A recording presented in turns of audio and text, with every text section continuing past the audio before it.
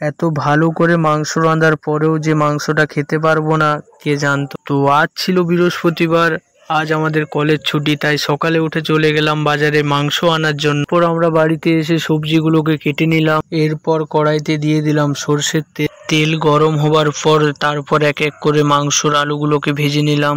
এরপর কড়াইতে ফোড়নের জন্য দিয়ে দিলাম কাঁচা লঙ্কা, তেজপাতা আর শাহি জিরে। এরপর ওর উপরে দিয়ে দিলাম কুচি করা পেঁয়াজ। পেঁয়াজ লাল লাল হয়ে যাওয়ার পর দিয়ে দিলাম থেতো করা আদা রসুন বাটা। এরপর একে একে দিয়ে দিলাম হলুদ গুঁড়ি, লঙ্কা গুঁড়ি, জিরে গুঁড়ি এবং ধনে গুঁড়ি। সব মশলাগুলোকে একসাথে দিয়ে কিছুক্ষণ কষালাম। সব মশলাগুলোকে কষানোর পর ওর উপরে দিয়ে দিলাম ম্যারিনেট করা চিকেন এবং আরও 10 মিনিট কষালাম।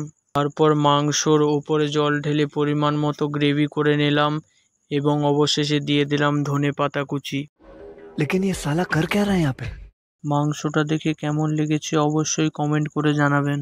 তারপর আমি আর কচি খেতে বসে পড়লাম মাংস ভাত।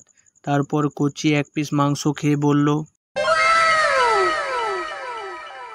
কচি আমায় বলল, ভাই এক পিস মাংস খেয়ে দেখ। তখন এক পিস মাংস আমি খেয়ে দেখলাম, সেই হয়েছে ভাই, সেই একদম চুমু খেয়ে নেওয়ার মতো রান্না হয়েছে ভাই।